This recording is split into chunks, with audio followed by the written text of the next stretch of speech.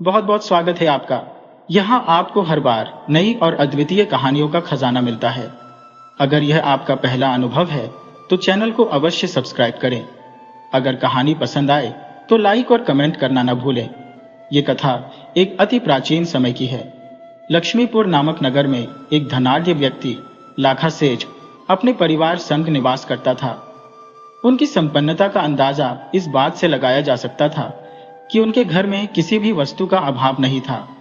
उनका व्यवसाय लाखों में चलता था।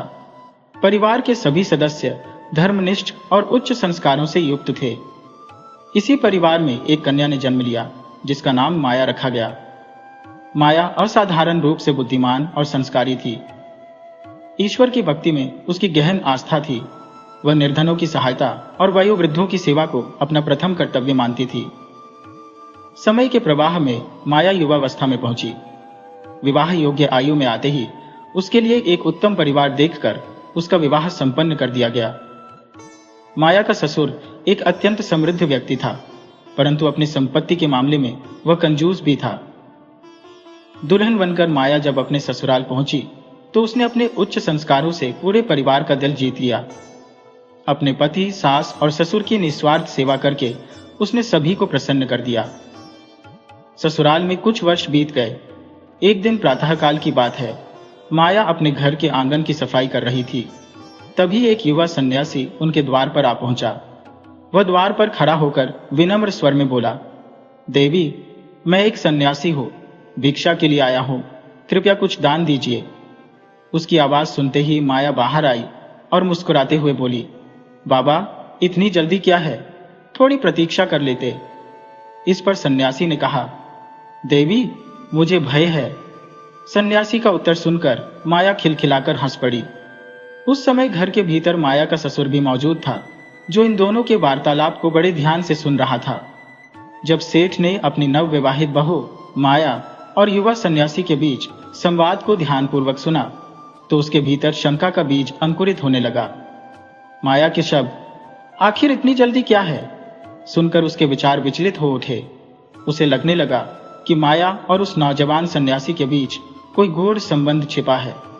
सेठ के मन में संशय का बादल और गहरा हो गया जब उसने माया और सन्यासी को हंसी ठिठोली करते देखा। वह सोचने लगा, जरूर कोई छुपा हुआ रिश्ता है, अन्यथा मेरी बहू ऐसा व्यवहार क्यों करेगी। इस विचार ने उसे अपनी चारपाई छोड़कर और नजदीक से उनकी बातचीत सुनने पर विवश कर दिया। सन्यासी ने माया से पूछा, हे देवी, आपकी आयु कितनी है। इस पर माया ने मुस्कुराते हुए उत्तर दिया, महात्मा जी, मेरी उम्र तो अभी मात्र 10 वर्ष की है। यह सुनकर सेठ चौंक गया। उसके मन में विचार आया, मेरी बहू ऐसा झूठ क्यों बोल रही है। आखिर इस युवा सन्यासी से उसकी क्या मंशा हो सकती है। सन्यासी ने फिर प्रश्न किया, तो देवी, आपकी सास की उम्र कितनी होगी। माया ने हंसते हुए जवाब दिया, महात्मा जी, उनकी उम्र तो केवल 8 वर्ष है। यह सुनकर सेठ का मस्तिष्क जैसे थम सा गया। उसकी सोच और अधिक उलझन में पड़ गई। उसने मन ही मन कहा, मेरी बहू यह अजीबोगरीब बातें क्यों कर रही है, यह सब क्या मायने रखता है। सेठ ने निश्चय किया कि वह इस वार्तालाप का अंत तक साक्षी बनेगा। उसके भीतर यह विश्वास और प्रबल हो गया कि उसकी पुत्र वधू कुछ छुपा रही है और यह सब कुछ उसके बेटे को धोखे में रखने के लिए है। कहीं यह सन्यासी के प्रेम पाश में तो नहीं बंध गई। सेठ ने स्वयं से प्रश्न किया। सेठ के मन में दूसरी दुविधा यही उत्पन्न हुई कि वह अपनी बहू से तुरंत ही सारा सच पूछ ले, परंतु यह विचार आते ही उसने स्वयं को रोका और सोचा, अभी जल्दबाजी करना उचित नहीं होगा। पहले इनकी सारी बातें सुन लो, देखो ये दोनों और क्या क्या कहते हैं। जब यह सन्यासी यहां से चला जाएगा तब मैं माया से उसकी मंशा पूछूंगा और अपने बेटे को भी इसकी सूचना दूंगा। उसकी जिज्ञासा बढ़ती जा रही थी। वह पुनः उनके वार्तालाप पर ध्यान केंद्रित करने लगा। इधर सन्यासी ने एक और प्रश्न किया, हे देवी, आखिर तुम्हारे पति की आयु कितनी है। माया ने हंसते हुए बिना किसी झिझक के उत्तर दिया, महात्मा जी, मेरे पति की उम्र तो केवल 1.5 साल की है। इस उत्तर ने सेठ के भीतर हलचल मचा दी। खिड़की के पीछे खड़े खड़े उसने सोचा, मेरी बहू तो पूर्णतः विचित्र बात कर रही है। पहले यह अपनी उम्र 10 वर्ष बता रही थी, फिर अपनी सास की 8 वर्ष और अब अपने पति की उम्र सारे साल। यह सब क्या नाटक चल रहा है? अब देखता हूं वह मेरी आयु के बारे में क्या कहेगी। सन्यासी ने पुनः सवाल किया। आपने अपनी सास की और अपने पति की आयु तो बता दी, अब यह भी बताइए कि आपके ससुर की उम्र कितनी है। इस पर माया ने मुस्कुराते हुए कहा, हे सन्यासी महाराज, मेरे ससुर की आयु मैं कैसे बताऊं, उनका तो अभी जन्म ही नहीं हुआ। इस उत्तर ने सेठ को जैसे जड़वत कर दिया। उसका सिर घूमने लगा। वह बड़बड़ाया, यह सब क्या हो रहा है? मेरे बेटे के साथ इसका विवाह हुआ है और यह कह रही है कि मेरा जन्म ही नहीं हुआ। क्या यह मुझे पागल बना रही है या फिर यह स्वयं पागल हो गई है? सन्यासी के विदा लेने के बाद माया घर के अंदर चली गई। दूसरी ओर क्रोध से तमतमाते हुए सेठ अपने कमरे से बाहर निकला। वह सोचने लगा, मुझे अब माया से यह प्रश्न करना चाहिए कि वह उस युवा सन्यासी के साथ हंसते हुए कैसी अजीबोगरीब बातें कर रही थी। परंतु अगले ही पल उसने स्वयं को रोकते हुए कहा, नहीं, मेरी बहू चरित्रहीन है। मैंने स्वयं अपनी आंखों से देखा और कानों से सुना। मुझे उससे कुछ पूछने की आवश्यकता नहीं। अब मैं इस मामले को पंचायत में ले जाऊंगा और न्याय की गुहार करूंगा। इसने तो हमारे परिवार की प्रतिष्ठा को मिट्टी में मिला दिया है। पंचायत में पहुंचने के बाद सेठ ने दृढ़ स्वर में कहा, मैं अपनी पुत्रवधू से प्रश्न करूंगा, सबके समक्ष। अब तो उसे पुत्रवधू कहना भी मेरे लिए असहनीय हो गया है। ये कहते हुए सेठ ने माया के माता पिता के घर पर तत्काल संदेश भिजवाया कि वे शीघ्र यहां आकर उपस्थित हों। इस निर्णय के बाद सेठ अपने घर से बाहर निकला और सीधा पंचायत के मुखिया के पास जा पहुंचा। मुखिया ने उसे परेशान देखकर कहा, सेठ जी, आप बहुत व्यथित प्रतीत हो रहे हैं। आखिर क्या समस्या आ पड़ी है? सेठ ने पीड़ा भरे स्वर में कहा, पंच परमेश्वर, मेरी पुत्रवधू ने ऐसा आचरण किया है कि मैं अब समाज में किसी को मोह दिखाने योग्य नहीं रहा। वह चरित्रहीन होने के साथ साथ कपटी और झूठी भी निकली है। मैं उससे छुटकारा चाहता हूं।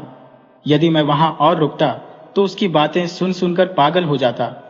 मुखिया ने चौंकते हुए पूछा, आखिर ऐसी कौन सी बात हो गई जो आप स्वयं को संभाल नहीं सके? सेठ ने जवाब दिया, पहले आप सभी मेरे घर चलें।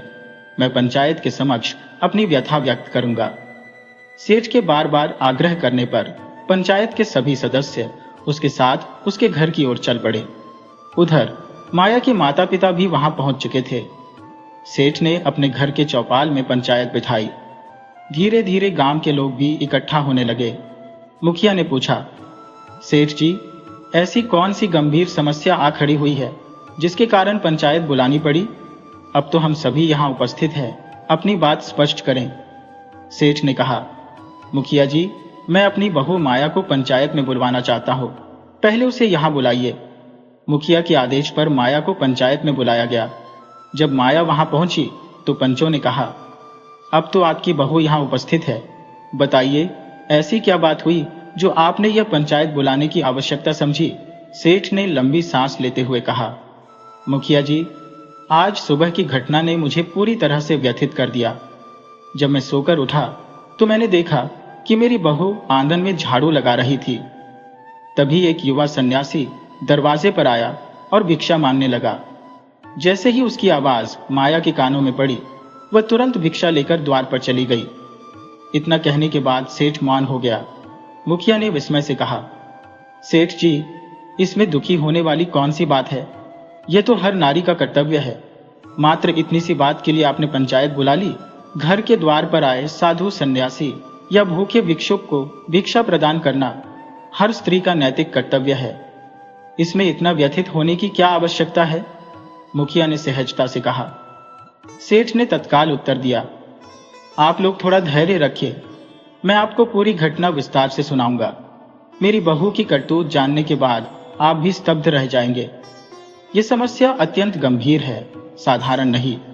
यदि यह कोई मामूली घटना होती तो मैं न तो परेशान होता और न ही पंचायत बुलाने की आवश्यकता समझता। मुखिया ने शांत स्वर में कहा, सेठ जी, आपकी बातें सुनने में तो ऐसा प्रतीत हो रहा था जैसे यह कोई बड़ी बात नहीं है। कृपया आप स्पष्ट कीजिए। सेठ ने गहरी सांस लेते हुए कहा, मुखिया जी, मेरे द्वार पर आज सुबह एक युवा सन्यासी भिक्षा मांगने आया था। मेरी बहू का कर्तव्य था कि वह चुपचाप उसे भिक्षा प्रदान कर देती, लेकिन उसने उससे बात करने की आवश्यकता क्यों समझी? और यदि बात की भी तो ऐसी बातें क्यों की जिन्हें सुनकर आप सभी स्वयं समझ जाएंगे कि मेरी बहू ठीक आचरण नहीं कर रही है। मैं चाहता हूं कि आप लोग यह बात उसकी जुबानी सुने, तभी आपको मेरी चिंता का कारण स्पष्ट होगा। सेठ की बात पर उसकी बहू ने कहा, पिताजी, मैं खुद भी बताने को तैयार हूं कि उस साधु और मेरे बीच क्या संवाद हुआ, लेकिन चूंकि आपने यह पंचायत बुलाई है, पहला अधिकार आपका है कि आप बताएं। इसके बाद मैं आपके हर सवाल का उत्तर दूंगी। बहू की बात सुनकर पंच भी सहमत हुए और मुखिया ने कहा, सेठ जी, अब आप इधर उधर की बात न करें, सीधा अपनी समस्या बताइए। आखिर आपकी बहू ने ऐसा क्या किया जो आपको इतना विचलित कर रहा है? क्या उसने कोई ऐसा कृत्य किया जो समाज और मर्यादा के खिलाफ है? यदि ऐसा है तो पंचायत उसे अवश्य दंडित करेगी, लेकिन पहले आप अपनी बात स्पष्ट करें। सेठ ने झिझकते हुए कहा, भाई, बात कुछ ऐसी है जिसे कहना मेरे लिए अत्यंत लज्जाजनक है। आप सब जानते हैं कि मैं गांव का प्रतिष्ठित व्यापारी हूं, लेकिन मुझे लगता है कि मेरी बहू ने मेरी सारी प्रतिष्ठा धूल में मिला दी। उसने उस महात्मा से ऐसी बातें की जिन्हें न तो मैं कह सकता हूं और न ही आप सुनने योग्य समझेंगे। इसलिए बेहतर होगा कि आप उसी से पूछ लें। मुखिया ने बहू से कहा, बहू, अब तुम ही बताओ, आखिर उस सन्यासी और तुम्हारे बीच ऐसा क्या संवाद हुआ था? माया ने कहा, ठीक है पिताजी, यदि आपको इसे व्यक्त करने में संकोच हो रहा है तो मैं ही पूरा संवाद स्पष्ट कर देती हूँ, लेकिन आरंभ तो आपको ही करना होगा। पहले आप अपनी बात कहें, उसके बाद मैं प्रत्येक प्रश्न का उत्तर दूंगी।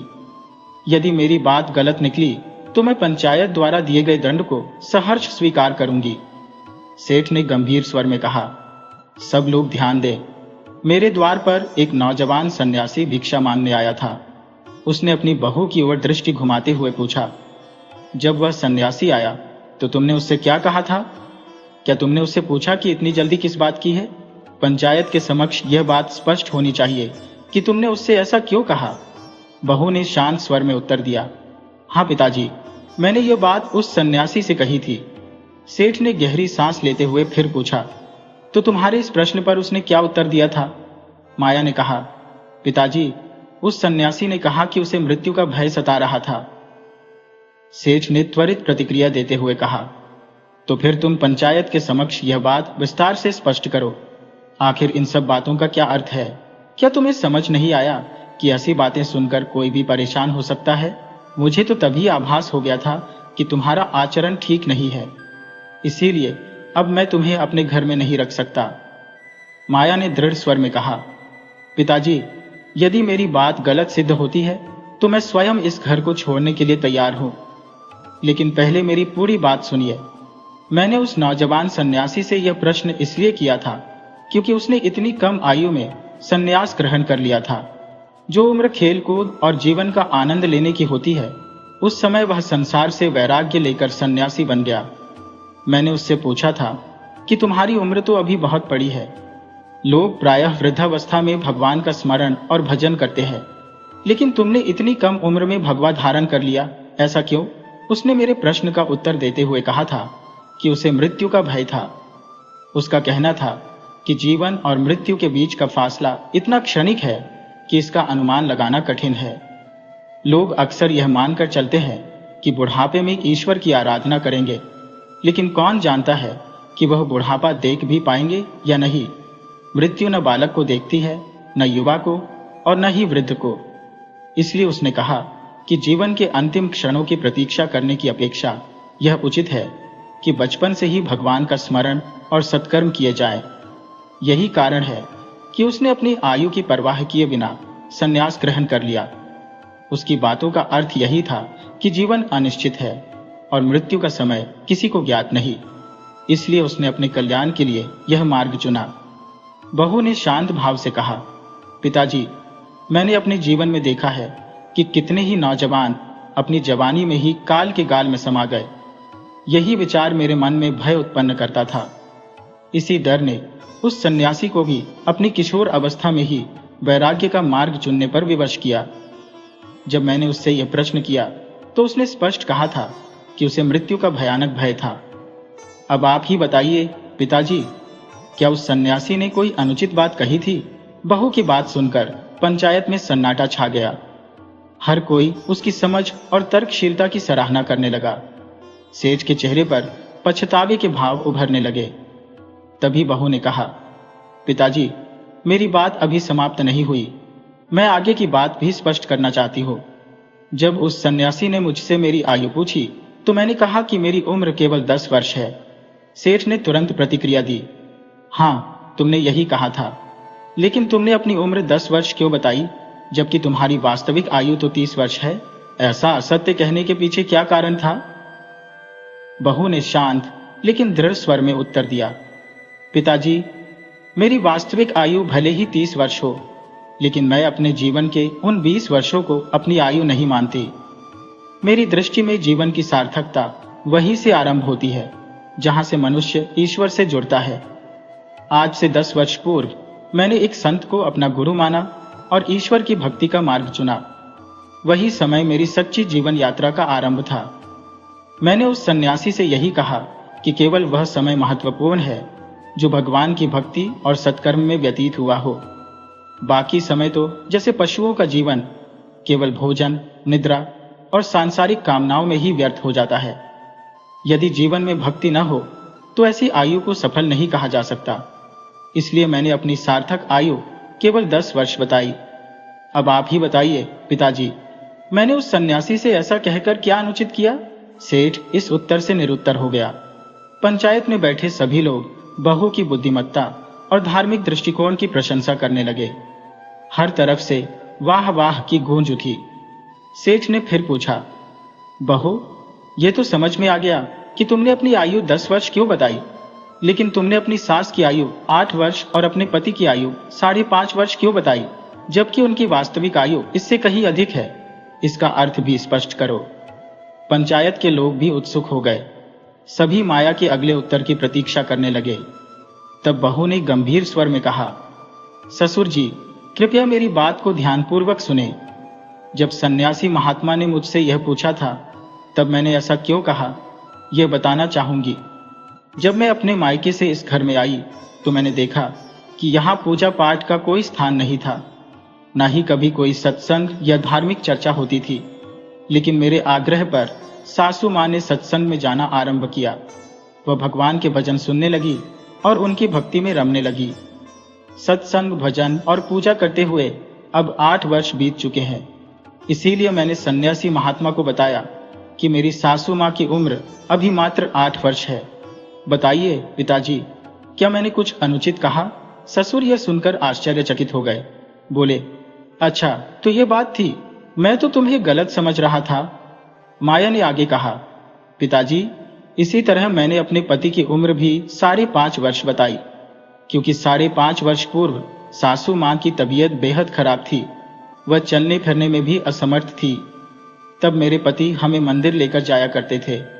इसी बहाने उन्हें भी भगवान के दर्शन होते और धीरे धीरे उनकी रुचि भक्ति में बढ़ने लगी। इसीलिए मैंने समझा कि उनके जीवन का असली आरंभ उसी दिन से हुआ। इसीलिए मैंने उनकी आयु 5.5 वर्ष बताई। फिर माया ने ससुर की ओर देखते हुए कहा, पिताजी, अंत में जब सन्यासी महात्मा ने आपकी उम्र पूछी तो मैंने कहा कि आपका जन्म अभी तक नहीं हुआ, क्योंकि जब से मैं इस घर में आई हूं मैंने आपको कभी मंदिर जाते नहीं देखा। आपने कभी पूजा पाठ नहीं किया, न किसी संत महात्मा का सत्कार किया, न कभी किसी धार्मिक कार्य में सहभागिता दी। यहां तक कि आपने अपने हाथों से कोई दान भी नहीं दिया। आप धर्म कर्म से पूरी तरह दूर रहे।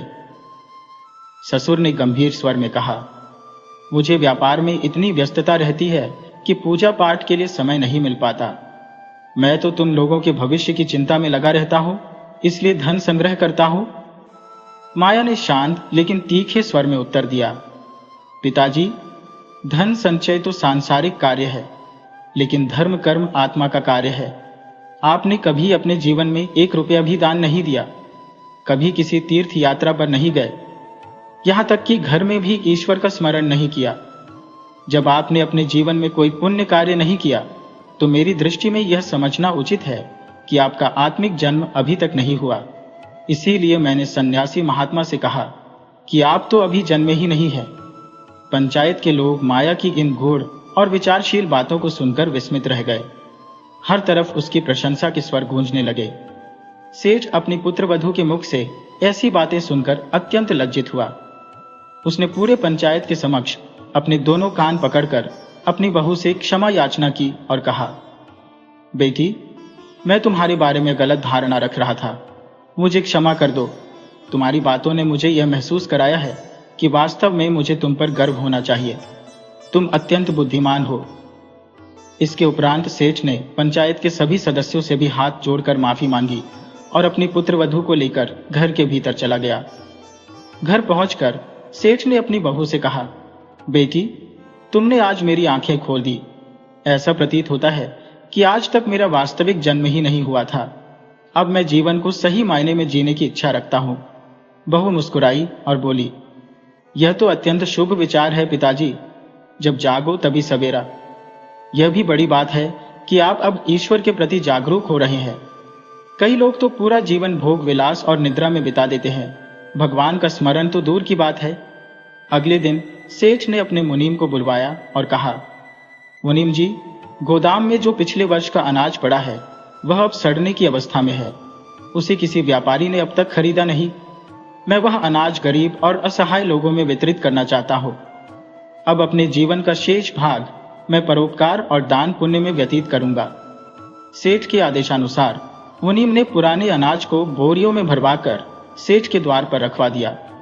वर्षा में भीगने के कारण अनाज खराब हो चुका था और उसे दुर्गंध उठ रही थी। सेठ की बहू माया इस दुर्गंध को सहन न कर सकी और बाहर आई। उसने खराब अनाज की बोरियां देखकर पूछा, पिताजी, ये अनाज की बोरियां यहाँ क्यों मंगवाई है? सेठ ने उत्तर दिया, बेटी, तुमने कल कहा था कि मेरा असली जन्म अभी नहीं हुआ, इसलिए अब मैं दान पुण्य के कार्य आरंभ कर रहा हूं। यह अनाज मैंने गरीबों को बांटने के लिए मंगवाया है। माया ने अपने ससुर की मंशा को भांप लिया। उसने सोचा, ससुर जी सुधर तो रहे हैं, परंतु पूर्ण रूप से नहीं। मुझे ही कुछ ऐसा करना होगा जिससे उन्हें अपनी भूल का एहसास हो। काफी विचार करने के बाद माया ने उस सड़े हुए गेहूं का थोड़ा भाग निकाला, उसका आटा बनवाया और उससे रोटियां तैयार की। शाम को जब सेठ भोजन के लिए बैठे, माया ने वही रोटियां उनके समक्ष परोस दी। जैसे ही सेठ ने पहला कौर खाया, सड़े हुए अनाज से बनी रोटी का स्वाद उसकी इंद्रियों को विचलित कर गया। उस दुर्गंधमय भोजन का प्रभाव ऐसा हुआ कि उसे तुरंत उल्टी करने की नौबत आ गई। क्रोध और खिन्नता से भरे सेठ ने रसोई की ओर मुंह करके चिल्लाते हुए कहा, बहू रानी, ये तुमने आज कैसी रोटियां बना दी? इनसे इतनी बदबू क्यों आ रही है? मेरा सारा मूड खराब हो गया है। माया, जो रसोई में ही थी, शांत स्वर में बोली, क्या हुआ पिताजी? सेठ ने तीखे स्वर में उत्तर दिया, बहू रानी, तुम्हारी आज की रोटियों में से ऐसी दुर्गंध आ रही है जैसे इनमें कोई खराब चीज मिल गई हो। क्या तुमने सही सामग्री का उपयोग नहीं किया? माया ने रसोई से बाहर आते हुए उत्तर दिया, पिताजी, मैंने तो वही रोटियां बनाई है जैसी रोज बनाती हूं, इनमें कुछ भी अलग नहीं है। सेठ ने गुस्से में कहा, नहीं नहीं, ये रोटियां वैसी नहीं है, इनमें तो बेहद खराब गंध आ रही है। कहीं ऐसा तो नहीं कि इनमें कोई कीड़ा मकोड़ा गिर गया हो? माया ने शांत रहते हुए उत्तर दिया, पिताजी, ऐसा कुछ नहीं है। मैंने अभी अभी ताजा गेहूं पीस कर यह आटा बनाया और रोटियां तैयार की हैं। सेठ ने गंभीरता से पूछा, तुमने यह गेहूं किस गोदाम से लिया? माया ने जवाब दिया, पिताजी, वही गेहूं जो आप गोदाम से लेकर आए और घर के बाहर रखवाया, उन्हीं बोरियों में से थोड़ा गेहूं निकालकर मैंने आटा बनाया है। यह सुनते ही सेठ का चेहरा गुस्से से लाल हो गया। उसने क्रोधित होकर कहा, तुमने उन सड़े हुए गेहूं की रोटियां क्यों बनाई? वह अनाज तो मैंने गरीबों में बांटने के लिए रखा था, खाने के लिए तो अलग साफ अनाज रखा गया है। माया ने शांत लेकिन दृढ़ स्वर में कहा, पिताजी, मुझे पता था कि वह अनाज खराब है, इसी कारण मैंने सोचा कि आपको अभी से ऐसा भोजन करने की आदत डाल दो। सेठ ने हैरानी से पूछा, बहू रानी, ये कैसी बातें कर रही हो? किस आदत की बात कर रही हो? माया ने गंभीरता से उत्तर दिया, पिताजी, मैंने सुना है और शास्त्रों में पढ़ा है कि जो हम इस जन्म में दान करते हैं वही हमें अगले जन्म में मिलता है। यदि आप गरीबों को सड़ा हुआ अनाज दान करेंगे तो अगले जन्म में आपको भी ऐसा ही अनाज प्राप्त होगा। इसलिए मैंने सोचा क्यों ना अभी से इस तरह की रोटियां खाने की आदत डाल दी जाए। माया की बात सुनकर सेठ का गुस्सा ठंडा पड़ गया। वह सोच में पड़ गया और बोला, बहू रानी, तुम्हारी बातों ने मेरी आंखें खोल दी हैं। अब मैं इस सड़े हुए अनाज को नगर के बाहर फेंकवाऊंगा और गरीबों में केवल अच्छा साफ सुथरा अनाज ही दान करूंगा। उसी समय सेठ ने अपने मुनीम को बुलवाया और कहा, इन खराब अनाज की बोरियों को नगर से बाहर कूड़े में फेंक दो और गोदाम में जो उत्तम अनाज रखा है उसे बोरियों में भरवा कर मेरे घर के बाहर रखवा दो। मैं वही अनाज गरीबों को दान करूंगा। मुनीम ने चकित होते हुए सेठ से पूछा, सेठ जी, आखिर आपको ऐसा क्या हुआ है? सेठ ने गंभीर स्वर में उत्तर दिया, मेरी बहू ने मुझे वास्तविकता का आईना दिखा दिया है। जैसा हम इस जन्म में दान करते हैं वैसा ही प्रतिफल हमें अगले जन्म में प्राप्त होता है। अगले ही दिन सेठ के द्वार पर उत्तम और स्वच्छ अनाज की बोरियां लाकर रख दी गईं। सेठ ने उन बोरियों में से अनाज नगर के निर्धन और जरूरतमंद लोगों में वितरित कर दिया। इस परोपकार ने नगर के गरीबों का दिल जीत लिया। हर ओर से सेठ की प्रशंसा और आशीर्वाद मिलने लगे। यह दृश्य देखकर माया ने अपनी सास से कहा, माँ जी, आप कृपया पड़ोस की सभी महिलाओं को बुला लाइए। सास ने जिज्ञासा से पूछा, बहू, आखिर ऐसा क्या है जो मैं उन्हें बुलाऊं? तुम उनका क्या करने वाली हो? माया मुस्कुराते हुए बोली, माँ जी, पहले उन्हें बुला तो लाइए, फिर मैं सब समझाऊंगी। सास ने बहू की बात मानी और पड़ोस की महिलाओं को आमंत्रित कर लाई। जब सभी महिलाएं आंगन में एकत्र हुईं, तो माया ने ढोल मंगवाए और उत्सव का माहौल बनाया। सभी ने हैरानी से पूछा, बहू रानी, आखिर बात क्या है? माया ने उत्साह से उत्तर दिया, आप सभी को बधाई के गीत गाने हैं, क्योंकि आज मेरे ससुर का वास्तविक जन्म हुआ है। बाहर सेठ गरीबों में अनाज बांटने में व्यस्त था और भीतर महिलाएं ससुर के जन्मोत्सव के गीत गा रही थी। यह खुशी इसलिए थी क्योंकि आज सेठ ने धर्म और सत्य के मार्ग पर चलना शुरू कर दिया था। इसी बीच कथा ने एक नया मोड़ लिया। पहले समय की बात है, फारस नामक एक देश में एक बादशाह का राज्य था। एक बार एक काजी बादशाह के दरबार में पहुंचा। बादशाह काजी का बहुत आदर करता था क्योंकि वह धार्मिक विषयों का ज्ञाता था। लेकिन इस बार बादशाह ने काजी की विद्वता की परीक्षा लेने का निश्चय किया। यद्यपि बादशाह स्वयं कोई विद्वान नहीं था, फिर भी उसने 3 कठिन प्रश्न काजी के सामने रखे। पहला प्रश्न था, ईश्वर कहाँ निवास करता है? दूसरा प्रश्न था, ईश्वर अपना मुख किस दिशा में रखता है? तीसरा प्रश्न था, ईश्वर क्या करता है? बादशाह ने काजी से कहा, यदि तुम इन प्रश्नों के सटीक उत्तर दे सको तो मैं तुम्हें और ऊंचा ओहदा प्रदान करूंगा। काजी को इन प्रश्नों की गंभीरता समझ में आई। उसने बादशाह की प्रशंसा की और उत्तर देने के लिए 8 दिन का समय मांगा। लेकिन 8 दिनों तक विचार करते हुए भी उसे कोई उत्तर नहीं सूझा। समय बढ़ाने के लिए उसने बीमारी का बहाना बनाते हुए बादशाह को संदेश भिजवाया, जैसे ही मेरी तबीयत सुधरेगी मैं आपके प्रश्नों का उत्तर दे दूंगा। काजी इन दिनों बेहद चिंतित रहने लगा था। उसके घर में एक वफादार नौकर था जो अपने मालिक की यह बेचैनी देख नहीं सका। आखिरकार एक दिन उसने साहस जुटाकर पूछ ही लिया, हुजूर, आपकी यह परेशानी किस वजह से है? पहले तो काजी ने उसे टालने की कोशिश की, लेकिन नौकर के बार बार आग्रह करने पर उसने अपनी चिंता की असली वजह बता दी। नौकर ने सब कुछ सुनकर बड़े आत्मविश्वास से कहा, हुजूर, आप बिल्कुल भी चिंतित न हो। आपकी जगह मैं बादशाह के सामने जाऊंगा और उनके सवालों का जवाब दूंगा। काजी हैरानी से बोला, लेकिन तुम तो ईश्वर और धर्म के विषय में कुछ भी नहीं जानते हो। नौकर ने मुस्कुराते हुए उत्तर दिया, मैं कई संतों और फकीरों के पास बैठता हूं और उनके उपदेशों को ध्यानपूर्वक सुनता हूं। मुझे विश्वास है कि मैं बादशाह को संतुष्ट कर दूंगा। काफी सोच विचार और संकोच के बाद काजी ने आखिरकार उसे अनुमति दे दी। नौकर निर्भीक होकर बादशाह के दरबार में पहुंचा। वहां पहुंचकर उसने पहले अपना परिचय दिया और काजी की अनुपस्थिति का कारण बताया। इसके बाद उसने विनम्रता पूर्वक कहा, हुजूर, आप अपने प्रश्न पूछिए, लेकिन मैं आपसे एक गुजारिश करना चाहता हूं। बादशाह ने पूछा, कहो, क्या चाहते हो? नौकर ने कहा, मैं आपके सवालों का उत्तर दूंगा, लेकिन धर्म के नियमों के अनुसार प्रश्न पूछने वाला शिष्य होता है और उत्तर देने वाला गुरु। ऐसे में गुरु को ऊंचा आसन दिया जाता है और शिष्य नीचे बैठता है। बादशाह नौकर की बातों से प्रभावित हुआ। उसने तुरंत नौकर को अपने सिंहासन पर बैठने का आदेश दिया और खुद नीचे बैठ गया।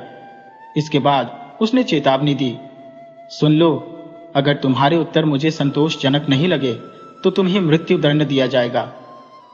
नौकर ने निडरता से उत्तर दिया, मुझे यह शर्त मंजूर है हुजूर। बादशाह ने पहला प्रश्न पूछा, ईश्वर कहाँ निवास करता है? नौकर ने समझा कि सीधा उत्तर बादशाह को संतुष्ट नहीं करेगा। उसने कहा, हुजूर, कृपया एक गाय मंगवाने की व्यवस्था करें। कुछ ही देर में गाय लाई गई। नौकर ने पूछा, क्या इस गाय में दूध है? बादशाह ने उत्तर दिया, हाँ, अवश्य है। नौकर ने फिर पूछा, दूध कहाँ है? बादशाह ने कहा, इसके थनों में। नौकर ने गंभीरता से कहा, यह गलत उत्तर है। दूध पूरे गाय के शरीर में व्याप्त होता है, थन तो केवल उसे बाहर निकालने का माध्यम है। इसके बाद नौकर ने एक लोटे में दूध मंगवाया और पूछा, हुजूर, क्या इस दूध में मक्खन है? बादशाह ने उत्तर दिया, हाँ, मक्खन है। नौकर ने अगला सवाल किया, तो बताइए, मक्खन कहाँ है? बादशाह इस प्रश्न का कोई उत्तर नहीं दे सका। तब नौकर ने कहा, हुजूर, जिस प्रकार आप यह मानते हैं कि दूध में मक्खन अवश्य होता है, लेकिन आपको यह ज्ञात नहीं कि वह किस स्थान पर स्थित है, उसी प्रकार ईश्वर भी संपूर्ण सृष्टि में हर जगह व्याप्त है। जैसे दूध गाय के संपूर्ण शरीर में समाहित होता है और उसे निकालने के लिए गाय को धोना पड़ता है, वैसे ही ईश्वर को अनुभव करने के लिए हमें अपने हृदय को तपाना पड़ता है। अब बताइए हुजूर, क्या आपको अपने प्रश्न का संतोषजनक उत्तर मिला? बादशाह ने उत्तर दिया, हाँ, मुझे अब स्पष्टता मिल गई। इसके बाद जो लोग बादशाह से यह कहते थे कि ईश्वर सातवें आसमान पर रहता है, वे उसकी दृष्टि में झूठे साबित हुए और उनका मान सम्मान कम हो गया। फिर बादशाह ने दूसरा प्रश्न पूछा, ईश्वर अपना मुख किस दिशा में रखता है? पूर्व, पश्चिम, उत्तर या दक्षिण? यह प्रश्न भी असामान्य था, क्योंकि अधिकतर लोग ईश्वर को एक भौतिक व्यक्ति मानते थे। नौकर ने उत्तर देने से पहले एक मोमबत्ती मंगवाई और उसे प्रज्वलित किया। फिर उसने पूछा, हुजूर, कृपया बताइए, इस मोमबत्ती का मुख किस ओर है? पूर्व, पश्चिम, उत्तर या दक्षिण? बादशाह ने उत्तर दिया, मोमबत्ती का मुख तो ऊपर की ओर है। नौकर ने मुस्कुराते हुए कहा, सही कहा आपने, किंतु ध्यान दें, इसका प्रकाश चारों दिशाओं में समान रूप से फैल रहा है। इसी प्रकार ईश्वर का दृष्टिकोण भी सभी दिशाओं में समान रूप से व्याप्त है। नौकर का यह उत्तर सुनकर बादशाह अत्यंत प्रसन्न हुआ और उसके ज्ञान से प्रभावित भी। अब बादशाह ने तीसरा प्रश्न पूछा, ईश्वर करता क्या है? इस प्रश्न का उत्तर देने से पहले नौकर ने बादशाह से आग्रह किया कि काजी को दरबार में बुलाया जाए। जब काजी वहां पहुंचा और उसने नौकर को बादशाह के सिंहासन पर बैठे देखा तो उसे आश्चर्य हुआ। तब नौकर ने काजी से कहा, आप इस सिंहासन पर विराजमान हो जाइए, और फिर बादशाह को काजी की जगह बैठने को कहा। इसके बाद नौकर बोला, हुजूर, यही ईश्वर का कार्य है। वह निरंतर परिवर्तन करता रहता है। वह राजा को रंक और रंक को राजा बना देता है। संसार में हर क्षण यही परिवर्तन होता रहता है। कभी किसी का उत्थान होता है तो कभी किसी का पतन। कभी एक व्यक्ति को आदर और मान सम्मान मिलता है तो कभी किसी और को। इतना कहने के बाद नौकर चुप हो गया। बादशाह को उसके सभी प्रश्नों के सटीक उत्तर मिल चुके थे। वह नौकर से इतना अधिक प्रभावित और प्रसन्न हुआ कि उसने उसे अपना नया काजी नियुक्त कर दिया। अब बादशाह का मन शांत और संतुष्ट था, क्योंकि उसे एक ऐसा बुद्धिमान काजी मिल चुका था जो उसकी हर समस्या का समाधान कर सकता था।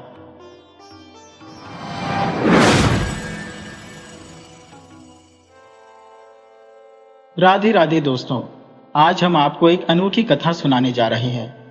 यह कथा उस गहन प्रश्न के इर्द गिर्द घूमती है कि क्यों वह व्यक्ति जो सत्संग, पूजा पाठ और धर्म कर्म में लीन रहता है अक्सर कष्ट झेलता है, जबकि जो व्यक्ति अनैतिक कार्यों में लिप्त रहता है, जुआ, शराब और बुरे कर्म करता है, वह सुख समृद्धि का जीवन जीता है।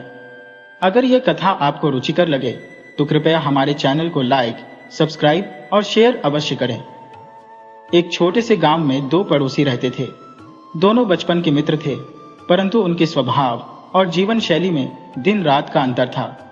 पहला व्यक्ति अत्यंत धार्मिक और सात्विक प्रवृत्ति का था। वह प्रतिदिन पूजा पाठ, भागवत कीर्तन करता और अपनी खेती बाड़ी में लगन से जुड़ा रहता।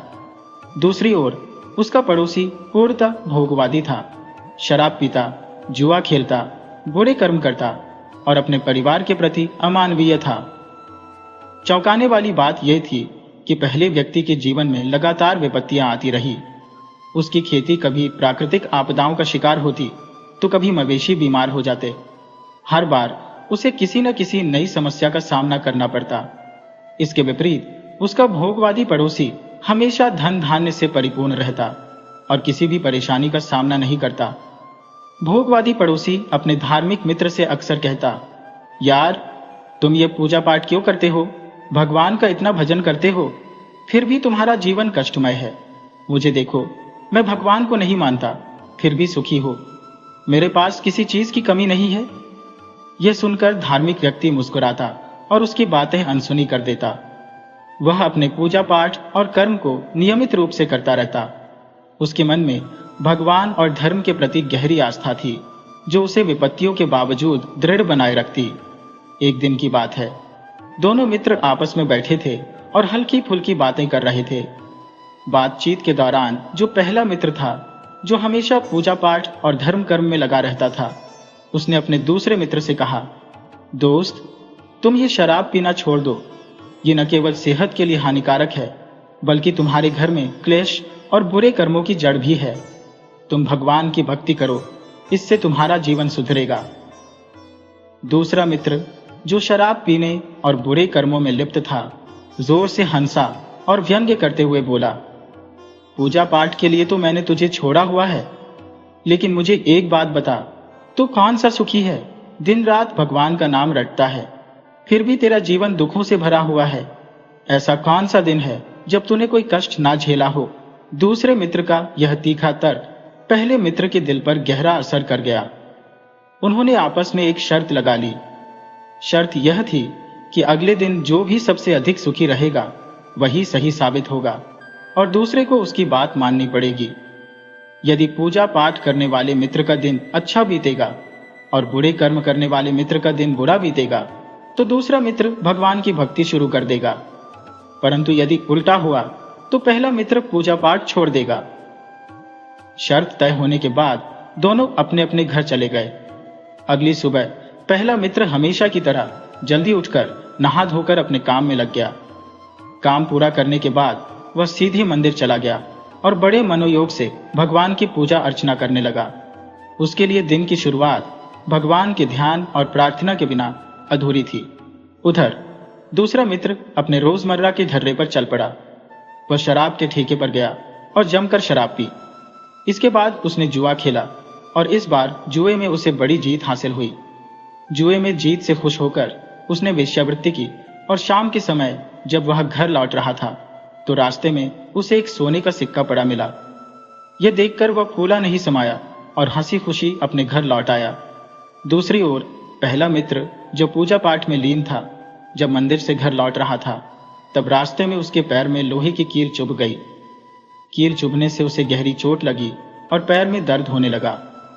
सुबह उसकी गाय ने दूध भी नहीं दिया था, जिससे वह पहले से ही परेशान था। ऊपर से उसकी खेतों में खड़ी फसल जो तैयार हो चुकी थी, ओलावृष्टि और खराब मौसम के कारण बर्बाद हो गई। इन सारी विपत्तियों से बेचारा मित्र बहुत दुखी हो गया। मन ही मन सोचता हुआ वह घर की ओर बढ़ा। पैर की चोट और दिन भर के असफल अनुभवों ने उसे बेहद विचलित कर दिया था। जब वह पहला मित्र अपने घर पहुंचा तो शाम को दूसरा मित्र उसके पास आया। वह बड़े उत्साह और गर्व से कहने लगा, मित्र, आज का दिन तो मेरे लिए शानदार रहा। सुबह मैं दारू के ठेके पर गया, जी भरकर शराब पी, फिर जुआ खेला और उसमें खूब पैसा कमाया। इसके बाद जब मैं घर लौट रहा था तो रास्ते में एक सोने का सिक्का पड़ा मिला। मेरे घर में हर सुख सुविधा है और हर कोई खुश है। मेरा दिन सचमुच सुनहरा बन गया। बेचारा पहला मित्र जो भगवान का भक्त था क्या कहता? दुखी मन से उसने उत्तर दिया, मित्र, मेरे तो दिन भर के हालात ही खराब रहे, मेरी फसल जो पक चुकी थी ओलावृष्टि के कारण नष्ट हो गई। गाय ने सुबह दूध नहीं दिया और जो थोड़ा सा दूध निकला था वह भी उसने लात मारकर गिरा दिया। बच्चे भूखे प्यासे हैं। ऊपर से जब मैं मंदिर से पूजा कर लौट रहा था तो रास्ते में एक कील पैर में चुभ गई, जिससे गहरी चोट लगी। अब दोनों को वह शर्त याद आई जो उन्होंने सुबह तय की थी। दूसरा मित्र जो भगवान को नहीं मानता था विजयी मुस्कान के साथ बोला, मित्र, शर्त के अनुसार मेरा दिन अच्छा बीता है। अब तुम्हें मेरी बात माननी होगी और यह पूजा पाठ छोड़ देना चाहिए। पहला मित्र जो भगवान में अटूट आस्था रखता था कुछ क्षण सोचने के बाद बोला, इतनी जल्दी निर्णय लेना उचित नहीं होगा। इसका सही निर्णय हम कल करेंगे। रात हो गई। पहला मित्र अपने बिस्तर पर लेटा, परंतु उसके मन में अनेक सवाल उमड़ घुमड़ रहे थे। वह सोच रहा था, आखिर मेरे साथ इतना बुरा क्यों होता है? यदि मेरी पूजा और भक्ति सच्ची है तो मुझे इसका फल क्यों नहीं मिलता?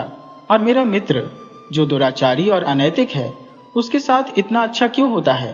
क्या सच में बुरे कर्म करने वाले लोग ही सुखी रहते हैं? इन्हीं विचारों में डूबते डूबते उसे नींद आ गई।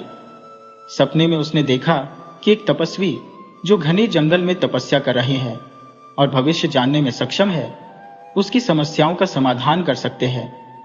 सुबह होते ही उसने यह बात अपने मित्र को बताई और कहा, आज इस शर्त का निर्णय हो जाएगा। चलो हम वन में चलते हैं और उस ज्ञानी तपस्वी से अपनी समस्या का समाधान पूछते हैं। दोनों मित्र घर से निकल पड़े और चलते चलते गहरे जंगल में पहुंच गए। जंगल के अंदर उन्हें एक तालाब के पास एक कुटिया दिखाई दी। कुटिया के बाहर एक घना बरगद और पीपल का पेड़ था। उसके नीचे एक चबूतरा बना हुआ था जिस पर एक महात्मा ध्यानमग्न होकर तपस्या कर रहे थे। दोनों मित्र वहां पहुंचे। पहला मित्र जो धार्मिक प्रवृत्ति का था तपस्वी के पास जाकर हाथ जोड़कर उन्हें प्रणाम करने लगा। वहीं दूसरा मित्र जो भोगवादी और नास्तिक था कुछ दूरी पर खड़ा रहा और चुपचाप सब देखता रहा। महात्मा जी ने अपनी आंखें खोली, दोनों मित्रों को देखा और हल्की मुस्कान के साथ बोले, पुत्र, क्या शंका लेकर आए हो? निसंकोच पूछो। पहला मित्र जो भगवत भक्त था आदरपूर्वक हाथ जोड़कर बोला, हे मुनिवर, हमने आपके ज्ञान और तपस्या की ख्याति सुनी है। हमारे मन में एक गहरी शंका है जिसका समाधान आपके सिवाय और कोई नहीं कर सकता। कृपया हमारा मार्गदर्शन कीजिए। महात्मा जी ने उन्हें बैठने के लिए कहा और अपनी झोपड़ी के भीतर गए। कुछ क्षण बाद वे कंदमूल लेकर आए और दोनों को भोजन के लिए दिया। फिर ध्यान मग्न मुद्रा में बैठकर बोले, पुत्र, अब अपनी शंका बताओ। पहला मित्र उत्सुकता से बोलने लगा, मुनिवर, मेरी जिज्ञासा यह है कि जो लोग ईश्वर की पूजा करते हैं, अच्छे कर्म करते हैं, उनके जीवन में दुख और कष्ट क्यों आते हैं? दूसरी ओर जो लोग बुरे कर्म करते हैं, जैसे मेरा यह मित्र जो दारू पीता है, जुआ खेलता है, वेश्यावृत्ति में लिप्त रहता है, उनके साथ सदा अच्छा क्यों होता है? यह न्याय कहाँ है? महात्मा जी ने उसकी बात को गंभीरता से सुना और फिर बोले, पुत्र, तुम्हारी यह शंका स्वाभाविक है, परंतु सत्य यह है कि जो व्यक्ति सच्चे मन से भगवान की भक्ति करता है वह कभी दुखी नहीं होता। भक्ति करने वालों के जीवन में भगवान की कृपा सदा बनी रहती है। पहला मित्र तुरंत बोल पड़ा, मुनिवर, मैं आपके इस कथन से सहमत नहीं हो सकता। मेरा मित्र जो प्रतिदिन बुरे कर्म करता है, दारू पीता है और अपने परिवार को सताता है, उसके पास धन, वैभव और सुख सुविधाओं की कोई कमी नहीं है। वही मैं जो ईमानदारी से पूजा करता हो, अपने परिवार का सम्मान करता हो और किसी भी बुरे कार्य में लिप्त नहीं हो, मुझे हर कदम पर कष्ट सहना पड़ता है। आज भी हमने एक शर्त रखी थी कि जिसका दिन बेहतर बीतेगा उसकी बात मानी जाएगी। मैंने पूरे मन से पूजा की, फिर भी मुझे रास्ते में कील चुभ गई जिससे घाव हो गया। उधर मेरा मित्र दारू पीकर जुआ खेलता रहा और पैसे जीते। चलते समय उसे सोने का सिक्का भी मिला। यह सब क्यों होता है मुनिवर? महात्मा जी मुस्कुराए, गहरी सांस ली और बोले, पुत्र, यह सब पूर्व जन्म के कर्मों का फल है। जो तुम्हारा यह मित्र आज बुरे कार्यों में लिप्त है, वह अपने पिछले जन्म में एक महान तपस्वी था। उसने ईश्वर की भक्ति और तपस्या में जीवन व्यतीत किया था। उसने इतने पुण्य अर्जित किए कि उसका यह जन्म सुख संपदा से भरा हुआ है। परंतु पिछले जन्म के अंत में वह बुरे लोगों की संगत में पड़ गया और अपने अर्जित पुण्यों को नष्ट कर दिया। महात्मा जी की यह बात सुनकर दोनों मित्र चकित रह गए। पहला मित्र शांत था, लेकिन उसके मन में अभी भी कई सवाल उमड़ रहे थे।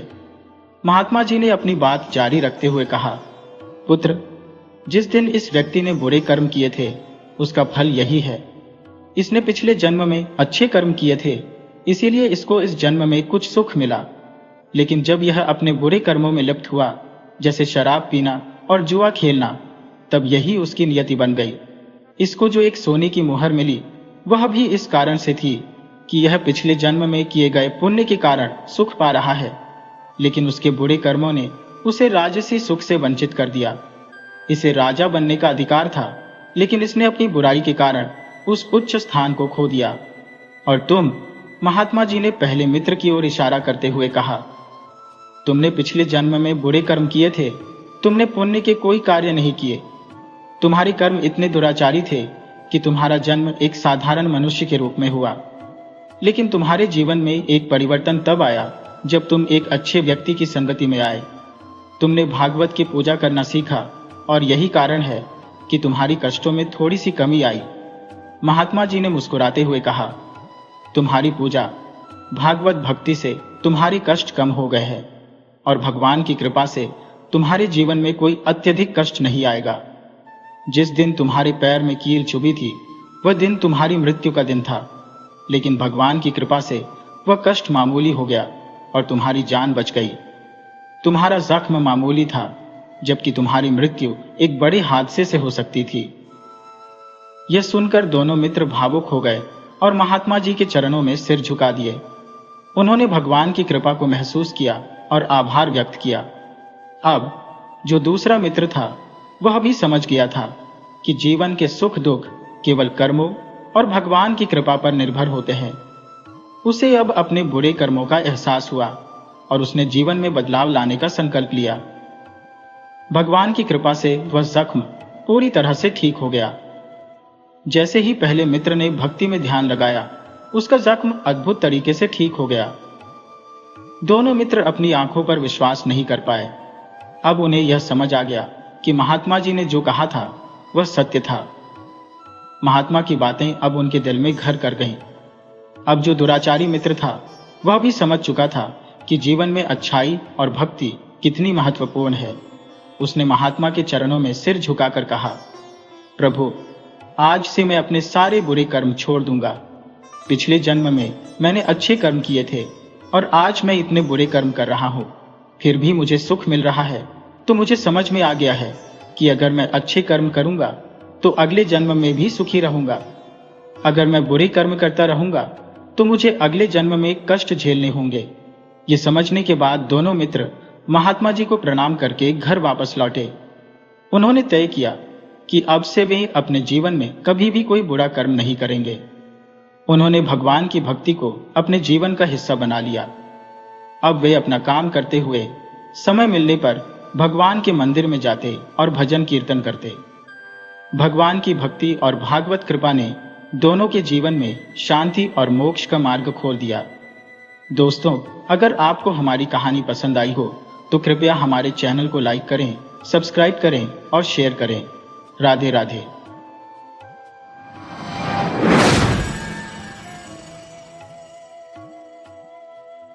प्राचीन युग में मद्र देश नाम का एक संपन्न राज्य था, जिसका शासन एक धर्मपरायण और सदाचारी राजा अंशुपति के अधीन था।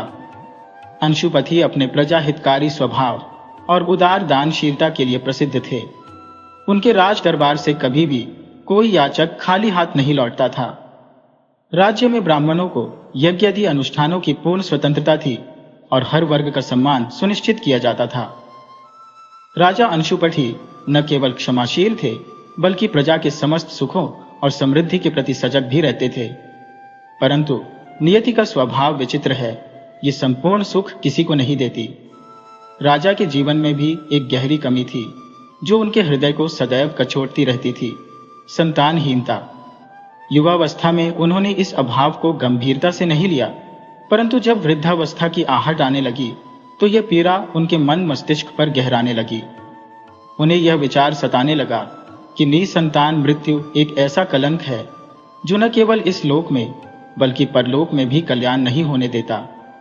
ये नरक की ओर ले जाने वाला मार्ग है। इस चिंता से व्यथित होकर उन्होंने अपने गुरुजनों और राजपुरोहित को आमंत्रित किया। उनके समक्ष अपनी समस्या रखते हुए उन्होंने कहा, गुरुवर, मेरे जीवन में सुख समृद्धि की कोई कमी नहीं है, परंतु संतान का अभाव मुझे अत्यधिक व्यथित करता है। कृपया इस संकट से उबरने का कोई उत्तम उपाय सुझाएं। राजगुरु और विद्वान पंडितों ने विचार मंथन के पश्चात कहा, महाराज, देवी सावित्री की तपस्या करें, वह आपसे प्रसन्न होकर आपको वरदान अवश्य देंगी। इसके पश्चात राजा ने देवी सावित्री की उपासना का व्रत लिया। उन्होंने नियम पूर्वक साधना प्रारंभ की। प्रतिदिन विधि विधान से पूजा अर्चना करते हुए उन्होंने 18 वर्षों तक तप किया। इस दौरान वे ब्रह्मचर्य का पालन करते, सादा भोजन ग्रहण करते और आत्म संयम में लीन रहते। उन्होंने 1,00,000 बार हवन किया। अंततः देवी सावित्री उनकी तपस्या से प्रसन्न होकर प्रकट हुई। उन्होंने राजा से कहा, हे राजन, मैं तुम्हारी भक्ति और आराधना से अत्यंत प्रसन्न हूं। तुमने अपार श्रद्धा और समर्पण से मेरी उपासना की है। मैं तुम्हारी इच्छा पूर्ति के लिए वरदान देने को तत्पर हूं। मांगो, तुम्हारी क्या अभिलाषा है? अश्वपति राजा की आंखों से वासुकी की तरह उमड़ते आनंद के आंसू छलक पड़े। वह बोलने का प्रयास कर रहे थे, किंतु भावनाओं के वेग ने उनके शब्दों को अवरुद्ध कर दिया।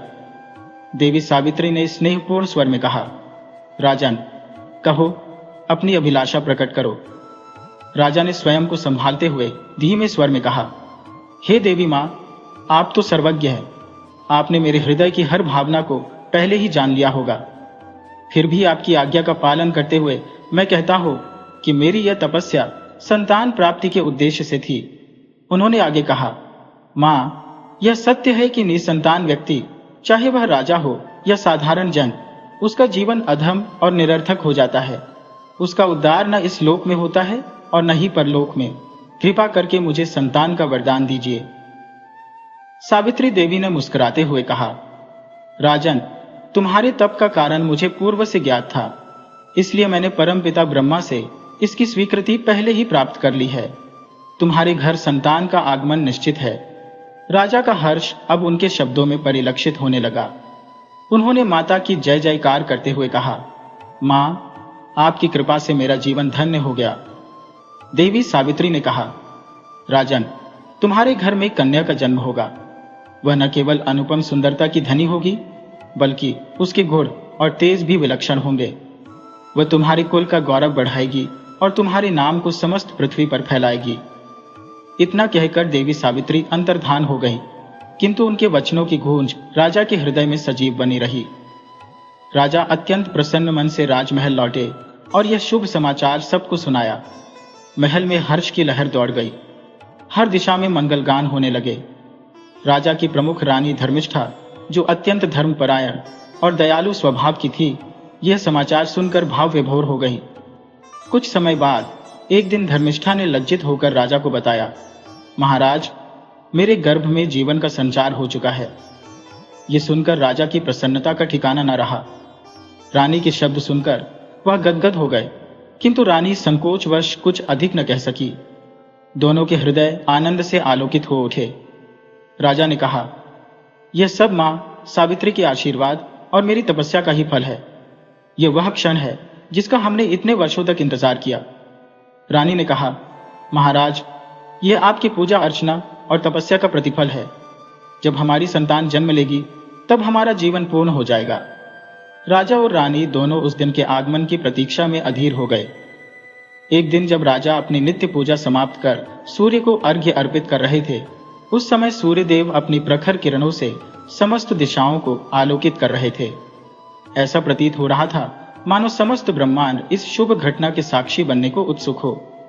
आकाश स्वच्छ और गहरा नीला था, मानो प्रकृति ने अपना सबसे सुंदर वस्त्र ओढ़ रखा हो।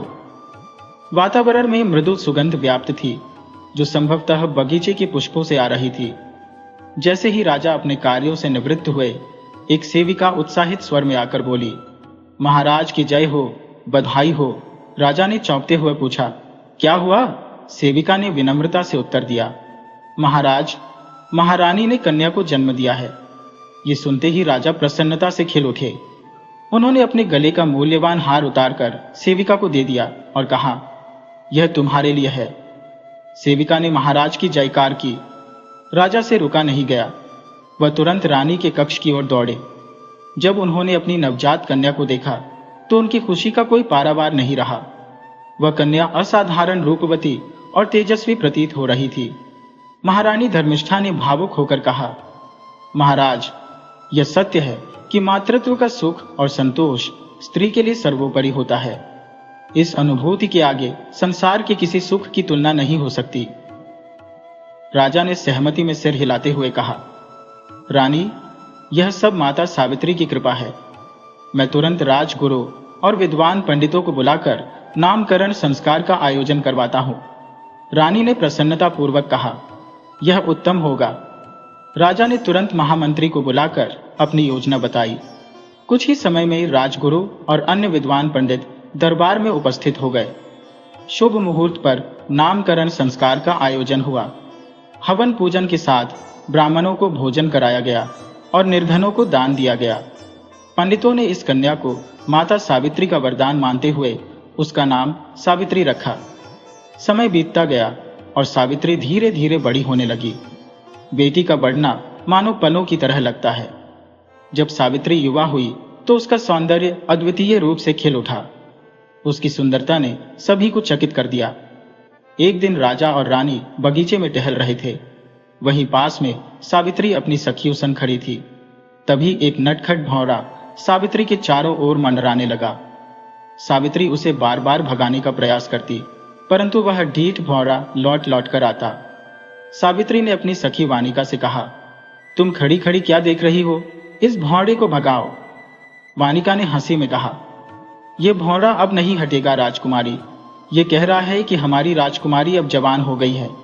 उसी समय राजा और रानी भी वही बगीचे में घूम रहे थे। रानी ने वानिका की बात सुन ली और मुस्कुराते हुए राजा से कहा, महाराज, क्या आपने सुना? हमारी बेटी सचमुच बड़ी हो गई है। राजा ने गंभीर स्वर में कहा, हाँ रानी, हमारी बेटी अब पूर्णतः युवा हो चुकी है। जब बेटी युवा होती है तो माता पिता के मन में उसकी जिम्मेदारियों का भार बढ़ जाता है। हमें शीघ्र ही सावित्री के विवाह की व्यवस्था करनी चाहिए। यह आवश्यक है क्योंकि अब समय आ गया है। रानी, जो एक मां के स्नेह और चिंताओं से भरी हुई थी, ने सहमति में सिर हिलाया और कहा, महाराज, यह सत्य है। एक पिता को अपनी पुत्री के लिए योग्य वर की खोज करनी चाहिए। समय पर विवाह न करने पर समाज में निंदा होती है। यह हमारी बेटी के भविष्य का प्रश्न है। राजा ने थोड़ी देर विचारमग्न होकर कहा, रानी, शायद यह उचित होगा कि हम स्वयं सावित्री से उसके विचार जानें। आखिरकार यह उसके जीवन का विषय है। उसकी सहमति और इच्छाएं हमारे निर्णय में महत्वपूर्ण होनी चाहिए। रानी मुस्कुराई और बोली, यह विचार उत्तम है। एक समझदार और स्वावलंबी संतान को अपने माता पिता को अपनी इच्छाओं से अवगत कराना चाहिए। राजा ने सावित्री को पुकारा, सावित्री बेटी, इधर आओ।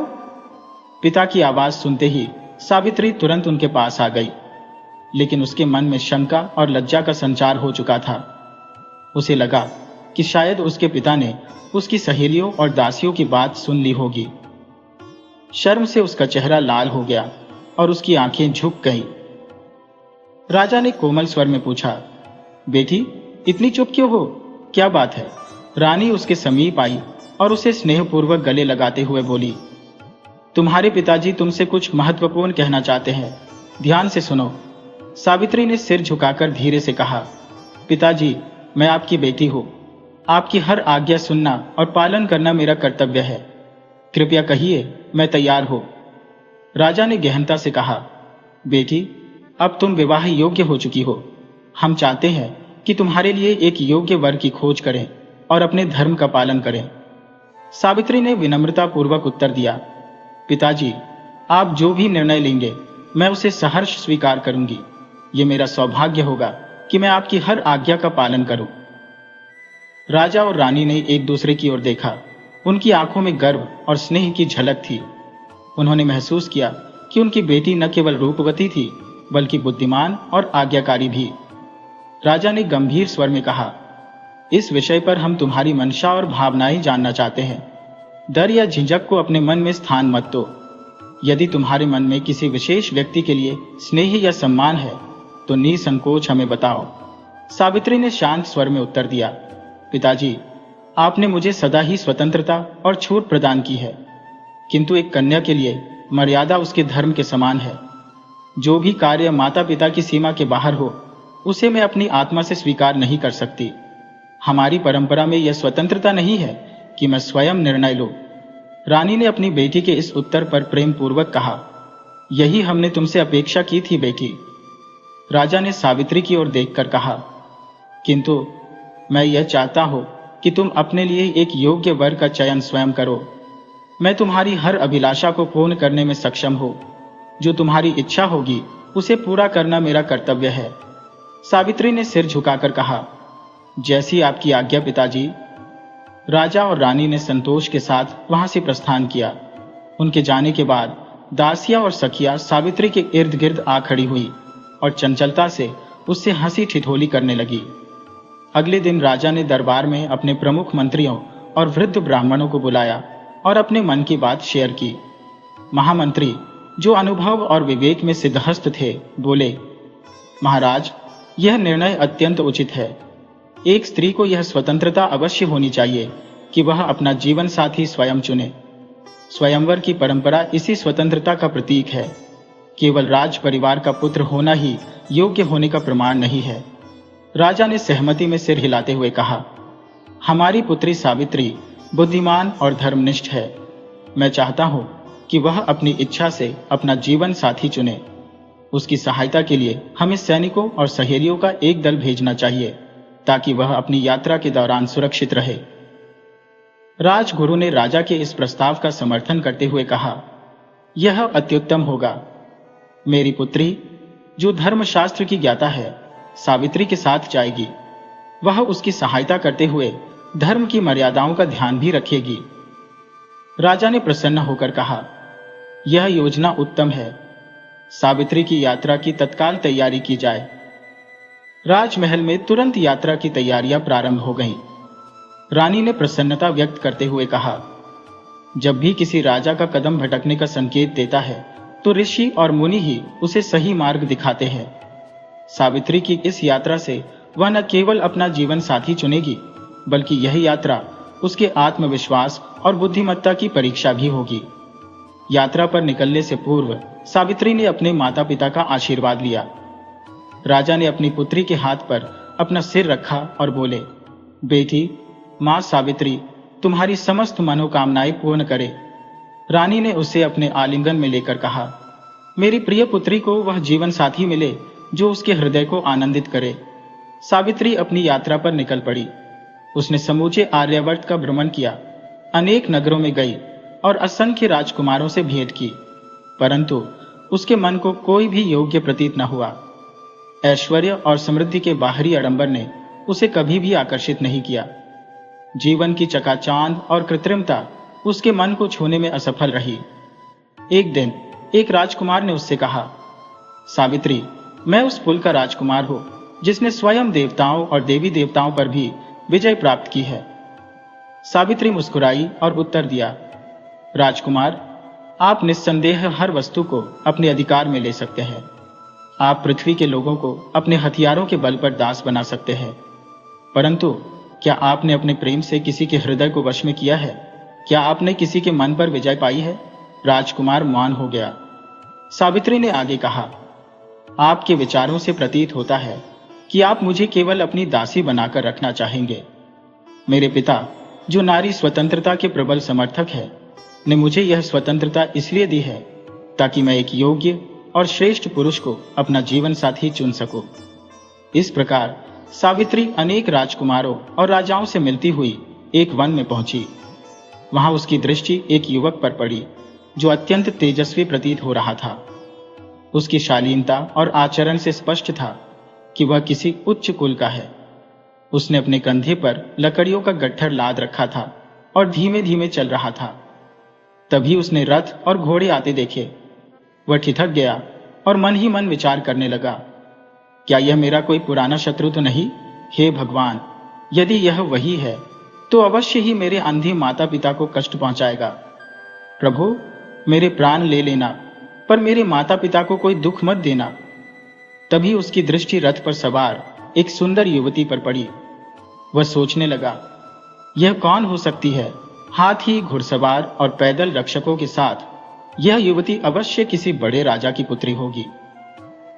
सावित्री ने भी उस युवक को देखा। उसके तेजस्वी चेहरे पर एक अद्भुत खिंचाव था, जिसने सावित्री को अनायास ही अपनी ओर खींच लिया। वह उसे देखती ही रह गई। उसके मन में उस युवक के बारे में जानने की तीव्र उत्कंठा जाग उठी। सावित्री, जो स्वयं अत्यंत विदुषी थी, समझ गई कि यह युवक निसंदेह एक कुलीन और श्रेष्ठ व्यक्ति है। सावित्री ने रथ को रोककर नीचे कदम रखा और अत्यंत विनम्र स्वर में पूछा, क्या मैं यह जानने का सौभाग्य प्राप्त कर सकती हूँ कि आप कौन हैं? युवक ने सहजता से उत्तर दिया, निश्चित ही देवी, कृपया पहले अपना परिचय दें। सावित्री ने मुस्कुराते हुए अपना नाम बताया और प्रत्युत्तर में प्रश्न किया, आपका नाम क्या है?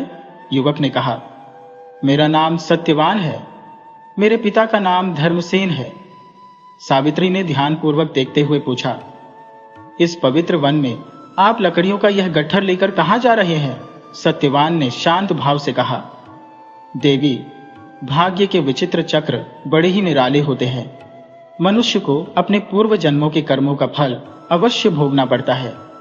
मेरे पिता साल्व देश के राजा थे, किंतु उनकी नेत्रहीनता के कारण वे राज्य का संचालन ठीक से नहीं कर पाए। तब मैं बहुत छोटा था। इन दुर्बल परिस्थितियों का लाभ उठाकर पड़ोसी राजा ने हमारे राज्य पर आक्रमण किया और हमारी स्वतंत्रता छीन ली। अब हम यह कठिन जीवन व्यतीत कर रहे हैं। मेरे माता पिता नेत्रहीन हैं, अतः मैं उनकी सेवा करता हूँ। सावित्री ने गहन स्वर में पूछा, ओह, इस घने जंगल में आप किस प्रकार का जीवन व्यतीत कर रहे हैं? क्या यहाँ का एकाकी जीवन आपको निराश नहीं करता? सत्यवान ने उत्तर दिया, बिल्कुल नहीं देवी। माता पिता की सेवा में जो आनंद है वह अतुलनीय है। वह पुत्र जो अपने माता पिता की सेवा नहीं करता, वह जीवन में कभी उन्नति नहीं कर सकता। सावित्री ने उत्सुकता पूर्वक पूछा, आप जैसे शालीन और विनम्र व्यक्ति की पत्नी अवश्य ही आपके कर्तव्यों में सहयोग करती होंगी। सत्यवान मुस्कुराते हुए बोले, नहीं देवी, मैं अभी अविवाहित हूँ और पूर्णतः अपने माता पिता की सेवा में रत हूँ। यह सुनकर सावित्री गंभीर हो गई। मन ही मन उसने निश्चय किया कि सत्यवान ही उसका जीवन साथी होगा। वह अपने राज्य लौटकर अपने माता पिता से बोली, माताजी, पिताजी, आपने सत्य कहा कि दृढ़ निश्चय रखने वाले व्यक्ति किसी भी राह पर चल सकते हैं। मैंने सत्यवान को ही अपना वर चुन लिया है। राजा और रानी ने सावित्री की बात सुनकर कहा, जैसी तुम्हारी इच्छा। राजा ने यह भी जोड़ा, कल मैं दरबार में इस विषय पर मंत्रणा के लिए राजगुरु, ब्राह्मणों और मंत्रियों को आमंत्रित करूंगा। अगले दिन दरबार में सभी सम्माननीय लोग उपस्थित हुए। राजा ने सबके समक्ष कहा, मेरी पुत्री सावित्री ने एक वनवासी राजकुमार सत्यवान को अपना जीवन साथी चुना है। राजगुरु ने कहा, यह विवाह भाग्य के द्वारा पहले से ही निर्धारित है। सावित्री का चयन सर्वथा उचित है। तभी द्वारपाल ने सूचना दी, महाराज, देवऋषि नारद पधारे हैं। राजा ने आश्चर्य से कहा, देवऋषि नारद इस समय? वे शीघ्रता से सिंहासन से उतरे और देवऋषि का स्वागत करने भागे। नारद ने मुस्कुराते हुए कहा, नारायण नारायण। राजा ने झुककर प्रणाम किया। नारद ने आशीर्वाद देते हुए कहा, राजन, आपका स्वागत है। आज मैं आपके दरबार को अपनी उपस्थिति से शोभित करने आया हूं। राजा देवऋषि के स्वागत में तत्परता से उनके साथ दरबार की ओर चल पड़े। नारद मुनि अपने तांबे के तार की वीणा बजाते हुए नारायण नारायण करते रहे। दरबार के बीचों बीच देवऋषि नारद को आदरपूर्वक आसन दिया गया। उचित स्थान पर विराजमान होने के बाद उन्होंने चारों ओर दृष्टि डाली और राजा से प्रश्न किया, राजन, आज यह दरबार इतना सजीव और खचाखच भरा हुआ क्यों है? किस विषय पर विचार मंथन हो रहा है? राजा ने आदरपूर्वक बताया, हे मुनिवर, मेरी पुत्री सावित्री ने वनवासी राजकुमार सत्यवान को अपने वर के रूप में चुना है। उसने अपने हृदय में उन्हें पहले ही अपना जीवन साथी मान लिया है। नारद जी ने सावित्री की ओर दृष्टि डालते हुए पूछा, बेटी, क्या यह सत्य है जो मैं सुन रहा हूं? सावित्री ने सिर झुकाकर विनम्रता से उत्तर दिया, हाँ मुनिवर। नारद जी ने मुस्कुराते हुए कहा, नारायण नारायण। बेटी, तुम्हारी मनोकामना पूर्ण हो, किंतु एक बात कहनी होगी। सावित्री ने उत्सुकता से पूछा, आप रुक क्यों गए मुनिवर?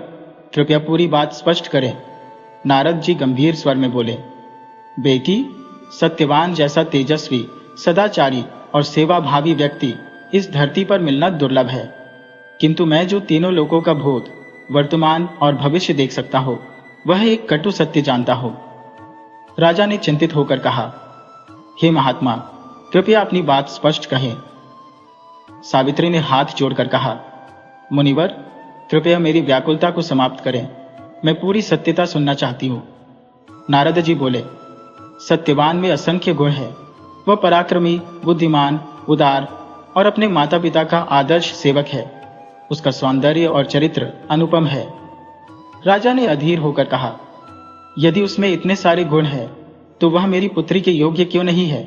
नारद जी ने गहरी सांस लेकर कहा, राजन, सत्यवान के जीवन में एक बड़ा दोष छिपा हुआ है। आज से ठीक 1 वर्ष बाद उसके जीवन का अंत निश्चित है। उसकी मृत्यु का समय तय हो चुका है। ये सुनकर राजा अत्यंत व्याकुल हो उठे। उनका मन घोर चिंता में डूब गया। सावित्री ने उनकी व्यथा का कारण पूछा तो राजा ने उत्तर दिया, पुत्री, तुमने जिस राजकुमार को अपने वर के रूप में चुना है, वह अल्पायु है। तुम्हें किसी दीर्घायु और सुखद भविष्य वाले व्यक्ति को अपने जीवन साथी के रूप में चुनना चाहिए। सावित्री ने शांत पर दृढ़ स्वर में उत्तर दिया, पिताजी, मैंने सत्यवान को अपने मन, वचन और कर्म से स्वीकार किया है। यदि उनका जीवन 1 वर्ष तक सीमित है, तो मैं भी उसी अवधि में अपने संपूर्ण जीवन का सार समेट लूंगी। सत्यवान ही मेरे भाग्य और मेरे हृदय का चयन है। सावित्री ने दृढ़ता पूर्वक कहा, पिताजी, आर्य कन्याएं अपने पति का चयन केवल एक बार करती है। राजा अपनी आज्ञा एक बार देता है, पंडित प्रतिज्ञा एक ही बार करते हैं और कन्यादान भी एक बार ही होता है। सावित्री ने अपने निर्णय पर अडिग रहते हुए स्पष्ट कर दिया कि वह विवाह करेगी तो केवल सत्यवान से ही करेगी। अंततः राजा अश्वपति को अपनी पुत्री की दृढ़ निश्चयता के आगे झुकना पड़ा और सावित्री का विवाह सत्यवान से संपन्न हुआ। ससुराल पहुंचते ही सावित्री ने अपने सास ससुर की सेवा में स्वयं को समर्पित कर दिया। समय अपनी गति से बढ़ता गया और विवाह के 1 वर्ष पूर्ण होने को आया, किंतु नारद मुनि ने पहले ही सावित्री को यह भेद दे दिया था कि सत्यवान की आयु अल्प है और उनकी मृत्यु का दिन निकट है। जैसे जैसे वह नियत दिन समीप आया, सावित्री का मन व्याकुलता से भर गया। 3 दिन पूर्व से ही उसने कठोर उपवास आरंभ कर दिया। नियत दिन सावित्री ने पितरों का विधिवत पूजन किया। उस दिन सत्यवान प्रतिदिन की भांति जंगल में लकड़ी काटने गए। सावित्री ने भी आग्रह पूर्वक उनके साथ जाने की इच्छा व्यक्त की। सत्यवान ने सावित्री को समझाने का प्रयास किया, जंगल में कठिनाइयां हैं देवी, तुम सहन नहीं कर पाओगी। किंतु सावित्री अपनी जिद पर अड़ी रही और सत्यवान के साथ जंगल चली गई। जंगल में सत्यवान लकड़ी काटने के लिए एक पेड़ पर चढ़ गए। तभी उनके सिर में असहनीय दर्द उठा।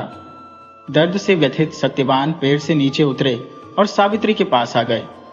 सावित्री को तत्काल आभास हो गया कि उनका भय वास्तविकता में बदल रहा है।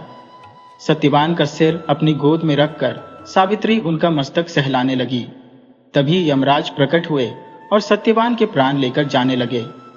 सावित्री अपने पति के प्रति अखंड निष्ठा से प्रेरित होकर यमराज के पीछे पीछे चल दी।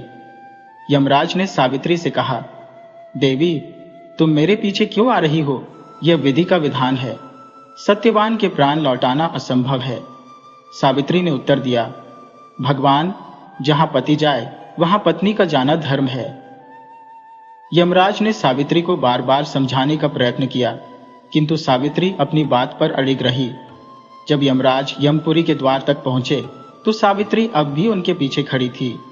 उनकी निष्ठा और पतिपरायणता से प्रभावित होकर यमराज ने कहा, हे देवी, मैं तुम्हारे इस समर्पण से अत्यंत प्रसन्न हूं। मांगो जो तुम्हें चाहिए। सावित्री ने विनम्रता पूर्वक निवेदन किया, मेरे सास ससुर वनवासी और दृष्टिहीन है। उन्हें दिव्य दृष्टि प्रदान करें। यमराज ने कहा, तथास्तु, ऐसा ही होगा। इसके बाद भी सावित्री सत्यवान के पीछे चलती रही। अंततः यमराज उनकी दृढ़ता और धर्मपरायणता से इतना प्रभावित हुए कि उन्होंने सत्यवान को जीवन दान दे दिया। इस प्रकार सावित्री ने अपनी निष्ठा, धर्म और अद्वितीय धैर्य से मृत्यु के देवता को भी पराजित कर दिया। सावित्री की दृढ़ता और निष्ठा ने यमराज को बार बार विचलित किया। जब यमराज ने कहा, हे देवी, अब तुम लौट जाओ, तुम्हारे पति का समय समाप्त हो गया है, सावित्री ने उत्तर दिया, भगवान, मुझे अपने पतिदेव के पीछे पीछे चलने में कोई कष्ट नहीं है। ये मेरा धर्म और कर्तव्य है। सावित्री की बात सुनकर यमराज ने उसे एक और वरदान मांगने को कहा। सावित्री बोली, मेरे सास ससुर का राज्य छिन गया है, कृपा करके वह राज्य उन्हें वापस दिला दीजिए ताकि मेरे ससुर फिर से राजा बन सके। यमराज ने यह वरदान भी प्रदान कर दिया और कहा, अब तुम लौट जाओ। परंतु सावित्री फिर भी उनके पीछे पीछे चलती रही। यमराज ने कहा, अच्छा ठीक है, तुम तीसरा वरदान मांग लो, लेकिन इसके बाद तुम्हें लौट जाना होगा। सावित्री ने कहा, हे प्रभु, मुझे सौभाग्यवती होने का वरदान दीजिए, मैं 100 पुत्रों की मां बनना चाहती हूँ। यमराज ने यह वरदान भी दे दिया। इसके बाद भी सावित्री उनके पीछे चलती रही। यमराज ने क्रोधित होकर पूछा, अब क्यों मेरे पीछे आ रही हो? मैंने तुम्हें 3 वरदान दे दिए हैं, अब लौट जाओ। इस पर सावित्री ने उत्तर दिया, हे देव, आपने मुझे पुत्रवती होने का आशीर्वाद दिया है, परंतु बिना पति के मैं मां कैसे बन सकती हूँ? यदि आप मेरे पति के प्राण ले जाएंगे तो आपके दिए वरदान का क्या अर्थ रहेगा? सावित्री की इस बात ने यमराज को सोचने पर मजबूर कर दिया। उन्होंने अपने वचन और सावित्री की निष्ठा के समक्ष झुकते हुए सत्यवान के प्राण लौटा दिए। इसके बाद यमराज अंतर्ध्यान हो गए। सावित्री तुरंत वटवृक्ष के पास लौटी, जहां सत्यवान का मृत शरीर पड़ा था। सत्यवान जीवित हो उठे। दोनों आनंदित होकर अपने राज्य लौटे। वहां पहुंचने पर उन्होंने देखा कि सावित्री के ससुर ने दिव्य ज्योति प्राप्त कर ली है और पुनः राजा के रूप में स्थापित हो गए हैं। इस प्रकार सावित्री और सत्यवान ने चिरकाल तक सुखपूर्वक राज किया। वट सावित्री व्रत की महिमा अमूल्य है। इस व्रत को करने और सावित्री सत्यवान की कथा को सुनने से वैवाहिक जीवन में आने वाले संकट दूर हो जाते हैं। हे भगवान, जैसे आपने सावित्री के सुहाग की रक्षा की, वैसे ही सभी स्त्रियों के अखंड सौभाग्य की रक्षा करें।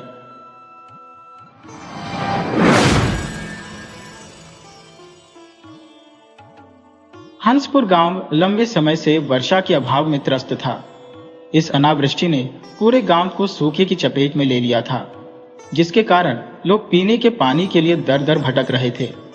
शुरुआत में गांव वाले पास के गांवों से पानी लाकर किसी तरह अपना गुजारा करते रहे, परंतु समय के साथ वह स्रोत भी समाप्त हो गया। पूरे गांव में पानी की विकराल समस्या ने हाहाकार मचा दिया। बेबस होकर सभी ग्रामीण मिलकर गांव के मुखिया तेजपाल के पास पहुंचे।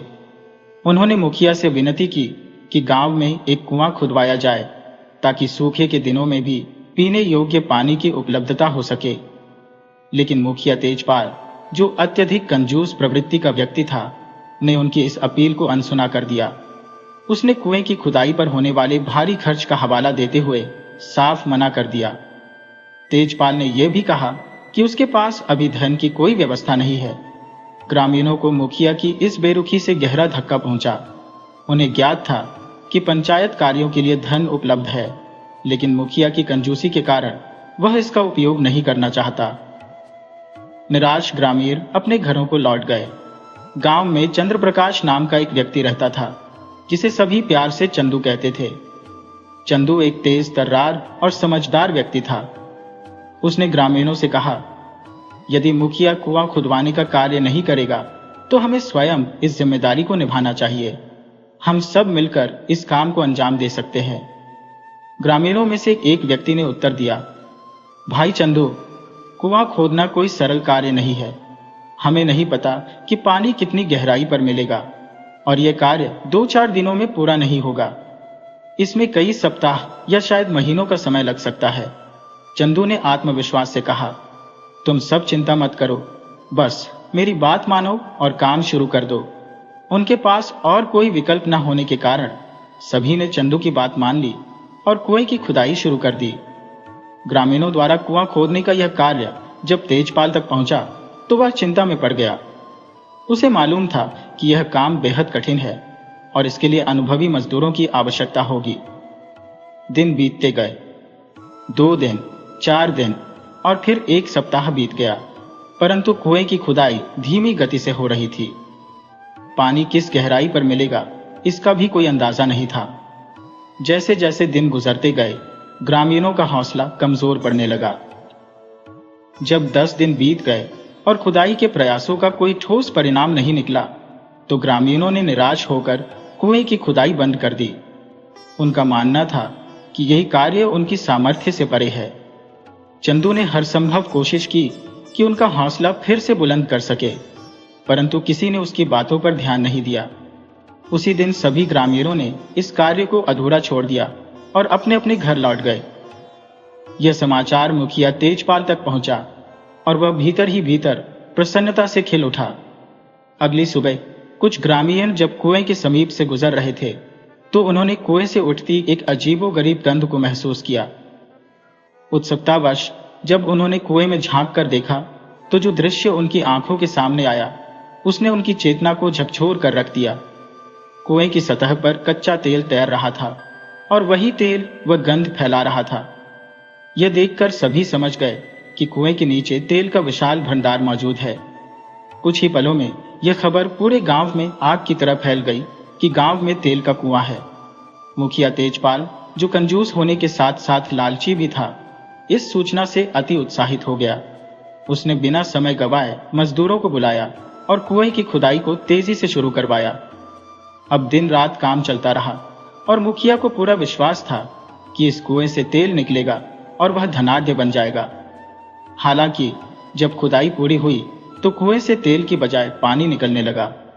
ग्रामीणों ने पानी का प्रवाह देखकर खुशी में झूमकर नाचना शुरू कर दिया, लेकिन मुखिया तेजपाल यह देखकर हक्का बक्का रह गया। वह अपना सिर पकड़कर बैठ गया और समझ नहीं पाया कि जिस कुएं से तेल निकलना चाहिए था उसमें पानी कैसे निकल रहा है। दरअसल यह पूरी योजना चंदू की सूझबूझ और चतुराई का परिणाम थी। जिस दिन ग्रामीणों ने निराश होकर खुदाई का काम बंद किया था, उसी रात चंदू ने 2-3 डिब्बे कच्चे तेल के कुएं में डाल दिए थे, जिससे ऐसा प्रतीत हो कि कुएं से तेल रिस रहा है। उसकी इस चालाकी ने मुखिया को खुदाई पूरी करवाने पर मजबूर कर दिया। चंदू ने इस पूरी घटना को अपने तक ही सीमित रखा और किसी को इस योजना के बारे में कुछ नहीं बताया, लेकिन उसकी इस अद्भुत चतुराई के चलते गांव की पानी की समस्या सदा के लिए हल हो गई। अब चाहे बारिश कम ही क्यों ना हो, गांव वालों को पीने के पानी की कोई कमी नहीं होती थी। चंदू की सूझबूझ और चालाकी ने न केवल गांव के कंजूस मुखिया से काम करवाया, बल्कि पूरे गांव का भविष्य भी संवार दिया।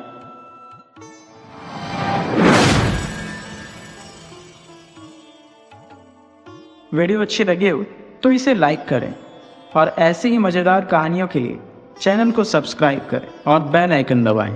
ज़्यादा से ज़्यादा अपने दोस्तों को शेयर करें। धन्यवाद।